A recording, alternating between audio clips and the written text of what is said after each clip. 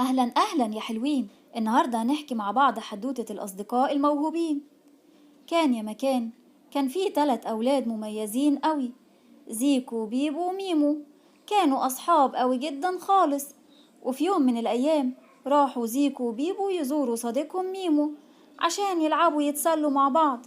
وكانوا قاعدين يلعبوا يتسلوا مع بعض، وبعدين بيبو ابتدى يمسك الورقة والألوان ويرسم ويلون، لأنه كان بيحب يرسم قوي وكان موهوب جدا في الرسم. وميمو كمان جاب الجيتار وابتدى يعزف عليه موسيقى جميلة قوي، لأنه كان موهوب قوي في العزف على الجيتار.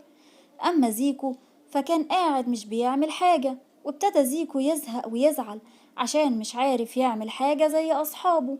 وأصحابه لاحظوا إنه قاعد زعلان وزهقان.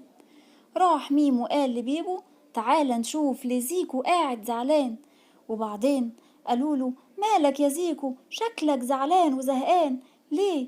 قال لهم: لاني مش لاقي حاجة اعملها. كل واحد فيكم عنده موهبة جميلة قوي وبيحبها وبيتسلى بيها، لكن انا ما عنديش اي موهبة اتسلى بيها عشان اكون مبسوط زيكم. رد عليه ميمو وقال له: ازاي يا زيكو ما عندكش موهبة؟ ربنا خلق كل انسان مميز وموهوب في حاجة معينة.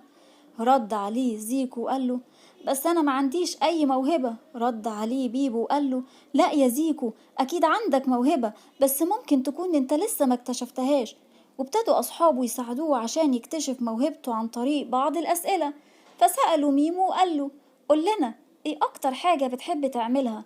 رد زيكو وقال: بحب اكون وسط اصحابي، نلعب ونضحك ونتسلى مع بعض. وبعدين سألوا بيبو وقال له: طيب قول لنا يا زيكو ايه الحاجات الجديدة اللي جربتها وكنت مبسوط وانت بتعملها؟ فضل زيكو يفكر شوية وقال: بحب أهزر مع أصحابي وأقلدهم وكده، يعني عشان نضحك مع بعض. ضحكوا قوي أصحابه وقالوا له: بتقلدهم يا زيكو؟ هي دي الحاجات اللي جربتها وكنت مبسوط وانت بتعملها؟ انت دمك خفيف قوي يا زيكو، وفعلا انت بتعرف تقلدنا حلو قوي. قال لهم زيكو: انا بحب قوي اضحك واتسلى مع اصحابي، وخصوصا وقت مسرح المدرسة. فكروا أصحابه شوية وقالوا له: يا زيكو، انت دمك خفيف واجتماعي وبتحب دايما تكون وسط أصحابك. وسألوه قالوا له: انت بتحب المسرح يا زيكو؟ رد زيكو وقال: قوي، أنا بحب قوي الوقت اللي بكون فيه في المسرح، ودايما بيختاروني في الأدوار الكوميدي، مش عارف ليه. قالوا له أصحابه: كل ده مش عارف ليه؟ انت موهوب يا زيكو في التمثيل، وكمان دمك خفيف قوي، عشان كده في مسرح المدرسة بيختاروك للأدوار الكوميدي. يا لذيذ يا رايق انت. قال لهم زيكو: ياه، انا ازاي ما كنتش واخد بالي اني موهوب في التمثيل؟ انا فعلا بحب وقت المسرح والتمثيل والضحك مع اصحابي على المسرح. انا بشكركم قوي انكم عرفتوني ايه هي موهبتي والحاجة اللي بحب اعملها. انا اتأكدت دلوقتي ان كل انسان عنده موهبة وحاجة ربنا ميزه بيها.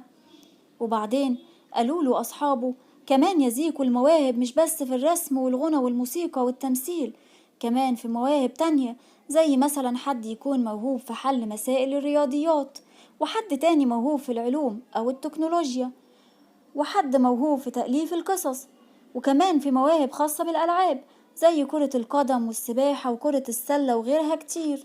والأكيد إن كل إنسان ربنا ميزه وعطاه موهبة، المهم إننا نعرف إيه هي موهبتنا ونطور منها.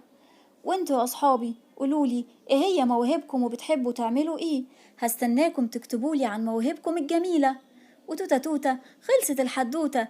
استنوني يا أصحابي الحلوين في حدوتة جديدة. باي باي.